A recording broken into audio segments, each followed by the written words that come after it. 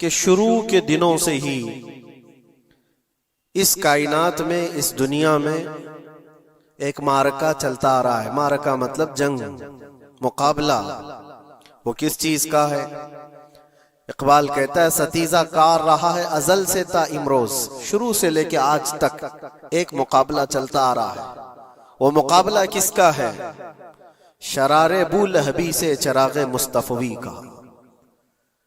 مصطفیٰ کریم صلی اللہ علیہ وسلم کی چراغ کی روشنی کا مقابلہ ابو لہب کی شرارتوں کے ساتھ۔ تو ایک تو یہ کہ استعارہ ہے، اس سے پہلے بھی فرعون و موسیٰ کا، نمرود و ابراہیم کا علیہم السلام، یہ مقابلہ اس روئے ارضی پر چلتا رہا اور حق و باطل کے معرکے ہوتے رہے اور ہوتے بھی رہیں گے۔ فی زمانہ ہم جو حالات دیکھ رہے ہیں پوری دنیا میں آج، جنگوں کے حالات جو پیش کیے جا رہے ہیں، لوگ تو اب یہ خبریں ایسے سن رہے ہیں، کسی کے ہاں بم گرنے کی، میزائل گرنے کی، تو ایسا لگ رہا ہے جیسے بچے پٹاخے پھوڑ رہے ہیں۔ لوگ یہاں خبریں لے کر کے مزے لے لیتے ہیں، پھر فارورڈ کر دیتے ہیں۔ موت اتنی آسان ہو گئی ہے کہ اللہ کے نبی صلی اللہ علیہ وسلم نے 1400 سال پہلے یہ ارشاد فرمایا تھا کہ ایک زمانہ آئے گا کہ حرج بڑھ جائے گا۔ تو صحابہ نے پوچھا تھا یہ حرج کیا ہے؟ تو حضور اکرم صلی اللہ علیہ وسلم نے ارشاد فرمایا تھا کہ قتل بہت زیادہ ہوگا، ایک دوسرے کا قتل اتنا زیادہ ہونے لگے گا کہ لوگ اس کی پرواہ بھی نہیں کرتے۔ آج مجھے آج بتاؤ، دنیا پوری بہت سارے ایشوز پر بیٹھکیں کر رہی ہے، گلوبل وارمنگ پہ ہے، دنیا میں انوائرمنٹ کی چینجنگ پر، موسم کا تاپمان بڑھ رہا ہے، اس پر میٹنگیں ہو رہی ہیں، بڑی بڑی تنظیمیں بیٹھتی ہیں۔ یہ ڈھکوسلا ہے یہ دنیا کا، یہ مغربی دنیا، ویسٹرن کنٹریز کا دکھاوا ہے۔ یہ اینیمل لاورز کو بھی باہر لے کر کے آتے ہیں، ان کو بہت زیادہ کوریج دیا جاتا ہے۔ یہ کتے سے پیار کرنے والا ہے، یہ مرغی سے پیار کرنے والا ہے۔ ظالموں، 40,000 نہیں 50,000 لوگوں کو فلسطین میں تم نے ناحق مار دیا، اس پر کوئی بیٹھک نہیں کرتے۔ موت اتنی آسان ہے انسانوں کی، جنگ جس سے ہے، مقابلہ جس سے ہے، تمہارا آپس میں برابر کی طاقت کا مقابلہ ہو تو سمجھ میں آئے کہ ایک دوسرے کی فوجوں سے مقابلہ ہے، ادھر کی فوج بھی مر رہی، ادھر کی فوج بھی مر رہی ہے، لیکن نہتے بچوں کا کیا قصور؟ بلکہ وہ گود میں آئے ہوئے ابھی جنہوں نے شعور کی آنکھیں بھی نہیں کھولی، دودھ پیتے بچوں کے جو قتل ہوئے ہیں۔ تاریخ میں آپ نے پڑھا ہوگا فرعون نے 12,000 بچوں کا قتل کیا تھا، صرف اس گمان سے کہ اس نے خواب دیکھا تھا بنی اسرائیل میں ایک بچہ پیدا ہوگا جو اس کی سلطنت کو ہلاک کر دے گا۔ خواب کی وجہ سے کاہنوں نے اس کو بتایا تھا، اس نے خواب یہ دیکھا تھا کہ آسمان سے ایک تارا ٹوٹ کر اس کی گود میں گرا اور آگ لگ گئی۔ تو نجومیوں نے اس کی تعبیر یہ بتائی تھی کہ بنی اسرائیل میں ایک بچہ پیدا ہوگا جو تیری سلطنت کو ہلاک کر دے گا۔ اس ڈر سے بنی اسرائیل میں جو بھی بچہ پیدا ہوتا اس کو قتل کرتا تھا۔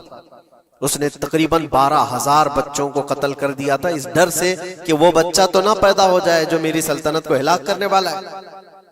اور وہ موسیٰ علیہ السلام تھے، پیدا بھی ہوئے اور فرعون کے گھر میں ہی پلے۔ اللہ کا نظام ہے۔ لیکن میں یہاں اس لیے بتا رہا ہوں، فرعون ظلم میں پوری دنیا میں مشہور ہے، وہ عورتوں کو بھی ظالم اس طرح سے مارا ہے کہ جس کی تاریخ میں مثال نہیں ملتی۔ لیکن میں نے اپنی زندگی میں دیکھا، آج کے زمانے میں اسرائیل نام سے ایک ناجائز حکومت پر قابض شخص نے 12,000 نہیں 50,000 لوگوں کو سال بھر میں قتل کر دیا۔ یہ تاریخ کا بھیانک چہرہ ہے۔ آج لوگ اس کو ہلکے میں لے رہے ہوں گے، نیوز والے ایک طرفہ رپورٹ کرتے ہیں کیونکہ ان کو ان کے باپ داداؤں سے ڈر ہے، جہاں کی یہ کھاتے ہیں وہاں کی یہ گاتے ہیں۔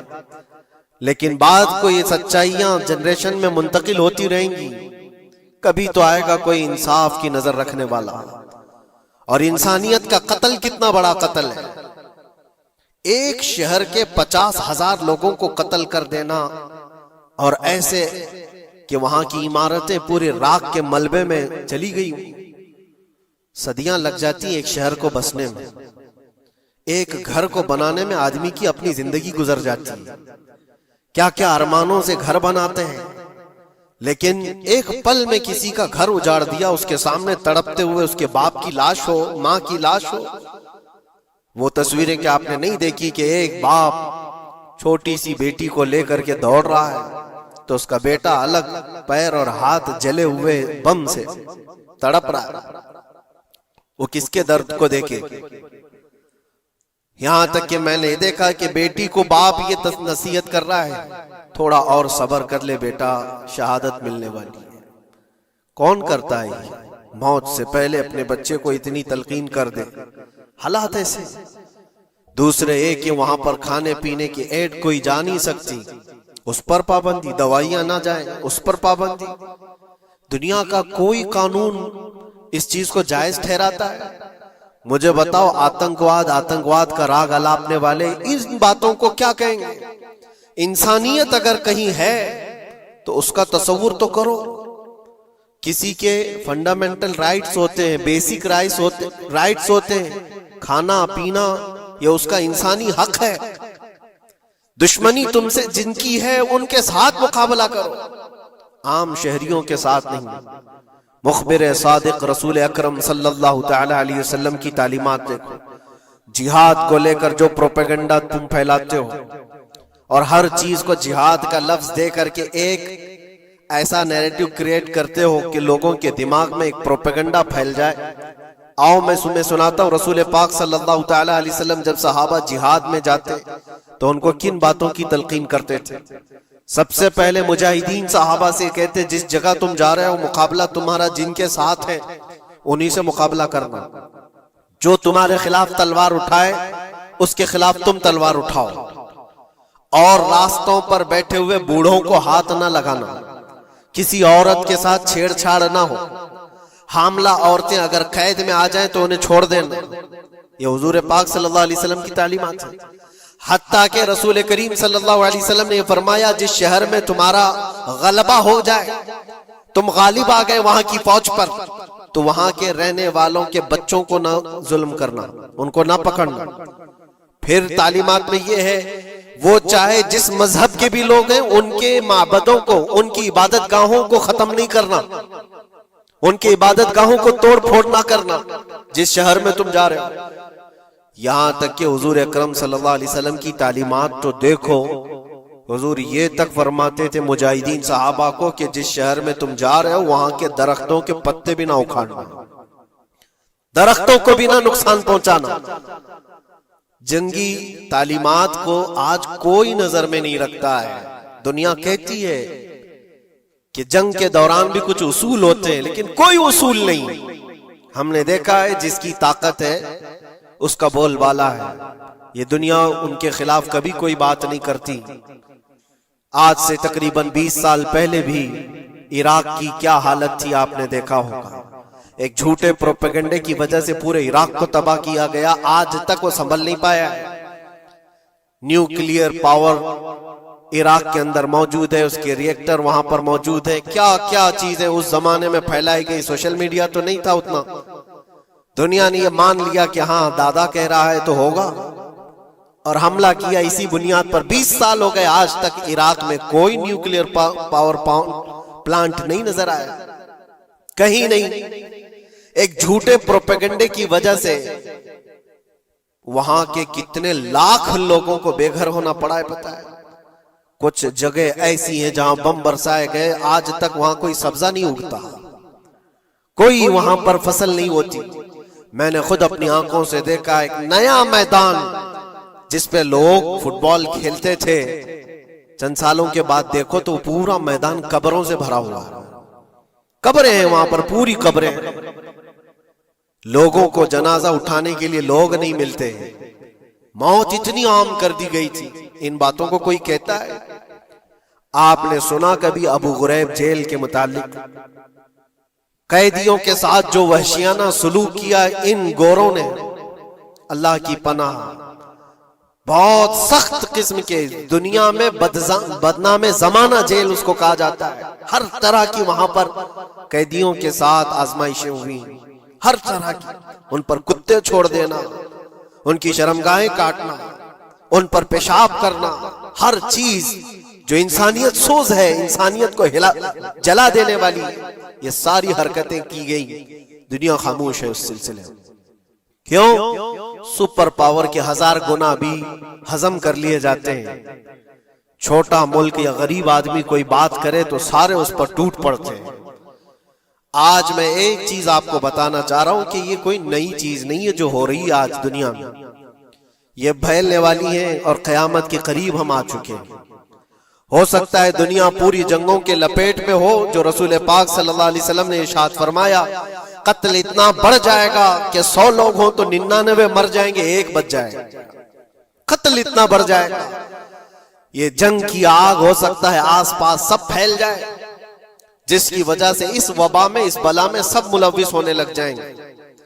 اور ایک بات یہ بھی یاد رکھو، چاہے جیسی بھی حکومت ہو، تاریخ پوری اٹھا کر کے دیکھنا، ظلم کے بعد جو غرور و تکبر میں آ کر فرعون بننے کی کوشش کرتا ہے، اس کا انجام اللہ تعالیٰ بہت بھیانک فرماتا ہے، بہت بھیانک انجام ہوتا ہے۔ اب کے ظالم بھی اپنے انجام کے بہت قریب آ چکے، انہوں نے ظلم اتنا کیا ہے، وہ بچوں کی آہیں، وہ عورتوں کی چیخیں کیا بارگاہ رب العزت میں نہ پہنچی ہوں گی؟ رب تبارک و تعالیٰ خود فرماتا ہے سَيَعْلَمُ الَّذِينَ ظَلَمُوا أَيَّ مُنْقَلَبٍ يَنْقَلِبُونَ، ان قریب ظالم یہ دیکھ لیں گے کہ کس پلٹی میں اللہ تعالیٰ انہیں گرانے والا ہے۔ جو جال وہ اپنے دشمنوں کے لیے بنتے ہیں، اللہ تعالیٰ اسی جال میں ان کو پھنساتا ہے۔ آج دیکھنا آپ، تاریخ کی سچائیاں آپ کو اس بات کا جواب دیں گی۔ ظالم یہ سمجھتا ہے کہ میں خدا کے برابر ہو چکا، مجھے کوئی بھی ہلاک نہیں کر سکتا۔ اللہ تعالیٰ فرماتا ہے انما تکونوا یدرککم الموت ولو کنتم فی بروج مشیدہ، تم مضبوط قلعے میں کیوں نہ بیٹھے ہو، موت تمہارے پاس آ کر پکڑ لے گی۔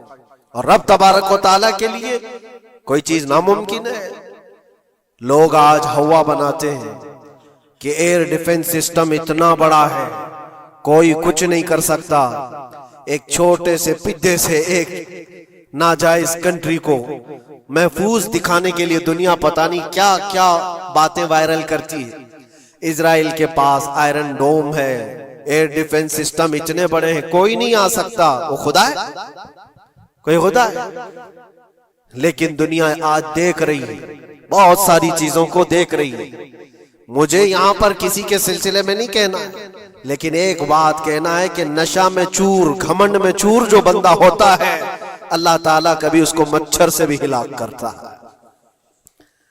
بہت بڑی طاقت کا اس سے مقابلہ ہونا ضروری نہیں، تمہارے پاس ہوگا بہت بڑا سسٹم، لیکن رب تبارک و تعالیٰ جب انتقام لے لے تو پھر تمہارے لیے بہت بڑی طاقتوں کی ضرورت نہیں۔ آپ کو میں تاریخ بتاؤں، عراق میں نمرود ایک زمانے میں اس طرح کی حرکت کیا تھا کہ اس نے بہت بڑی عمارت بنائی تھی، اور اس کے مطابق بات یہ تھی کہ وہ 1000 لوگوں سے تنہا لڑ سکتا تھا، اتنی اس کی طاقت تھی۔ شیر سے خود مقابلہ کرتا تھا، کبھی ڈرتا نہیں تھا۔ نمرود کی طاقت مشہور تھی اس زمانے میں، اور سارے لوگ اس کی طاقت کا لوہا مانتے تھے، حتیٰ کہ وہ کبھی اپنی زندگی میں بیمار نہیں ہوا تھا۔ آدمی جب بیمار نہیں ہوتا تو اس کا غرور بڑھ جاتا ہے، سوچتا ہے مجھے کچھ ہو نہیں سکتا۔ نمرود نے اس کے بعد یہ دیکھا ساری دنیا میرے قبضے میں ہے، طاقت و دولت کے ذخیرے سب اس کے پاس سے، لیکن ایک چیز نہیں تھی، موت پر کنٹرول۔ اس کو کیسے کیا جائے کنٹرول؟ یعنی مرنے سے بچ تو نہیں پائے گا، یہ کنٹرولنگ پاور بھی ہمارے پاس ہونا چاہیے۔ اس نے ایک بہت بڑی عمارت بنائی، کہا کہ خدا آسمانوں میں ہوتا ہے، ہم اتنی بڑی عمارت بنائیں گے کہ ان عمارتوں پر چڑھ کر خدا کو للکاریں گے، آجا میں مقابلہ کرتا ہوں اور مقابلہ کر کے میں خدا کو گرا دوں گا کسی بھی طرح سے. اگر مجھ سے نہ ہو سکے تو پوری فوج کو تیار کروں گا. خدا سے لڑائی لڑ کر کے ایک بار وہ موت اور حیات کا پاور اپنے ہاتھ میں لے لیں گے, پھر ہم کو جب تک چاہے جینا ہے. کہاں کی خام خیالی. لیکن اس نے بنایا, پوری دنیا بھر سے لوگوں کو جمع کیا, سب کی زبان ایک بنایا, سب کی کرنسی ایک بنایا, ساری اس پوری دنیا کے لوگ اس کی فوج میں. سب کو یہ باور کرانا شروع کیا کہ ہماری لڑائی ہے دنیا سے نہیں, ہماری لڑائی کریٹر سے, خالق سے. ہم اس سے پاور چھین لیں گے ایک بار اور پھر اپنے ہاتھ میں موت و حیات کا کنٹرول رکھیں گے. جس کو جتنی لمبی عمر چاہیے میں دوں گا, جس کو جب تک جینا ہے میں دوں گا. ازل تک, ازل سے لے کر ابد تک یہ سارے خیالات اس کے تھے. اور اس نے جمع کیا, عمارت بھی بنایا, فوج بھی تیار کیا.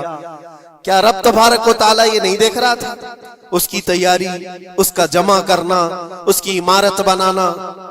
بہت دنوں تک یہ سب کام چلتا رہا. رب تبارک و تعالیٰ کسی سے غافل نہیں, دلوں میں گزرنے والے حالات سے بھی بے خبر نہیں. لیکن بندے کو رب تبارک و تعالیٰ ڈھیل دیتا ہے.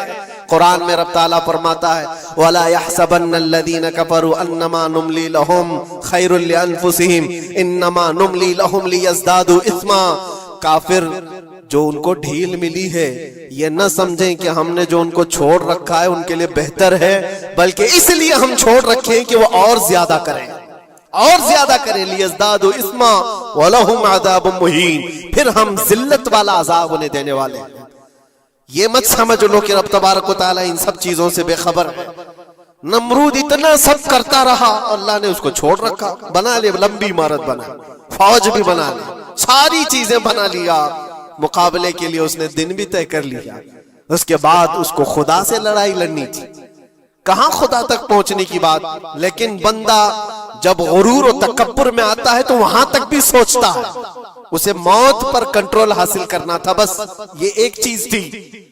پھر جب وہ دن آیا, کتابوں میں ملتا ہے اللہ تبارک و تعالیٰ نے فرشتے, اس کی جو تعداد ہے اس کا کسی کو علم نہیں. بارش کے جتنے قطرات گرتے ہیں نا, ایک ایک فرشتہ بوند لا کر رکھتا ہے. اب آپ اندازہ کر سکتے ہیں فرشتوں کی تعداد کتنی ہو سکتی. اس میں جو بڑے فرشتے ہیں وہ جبرائیل, میکائیل, اسرافیل اور اسرائیل علیہم السلام, جو سردار ملائکہ ہیں, فرشتے ہیں. ان کے اپنے اپنے کام ہیں, بہت پاورفل فرشتے ہیں. ان کی بات نہیں کر رہا. کسی ایک عام فرشتے کو رب تبارک و تعالیٰ نے بلایا اور فرمایا جاؤ زمین پر, ہمارے ایک بندے نے ہم سے لڑائی کا ارادہ کر لیا ہے.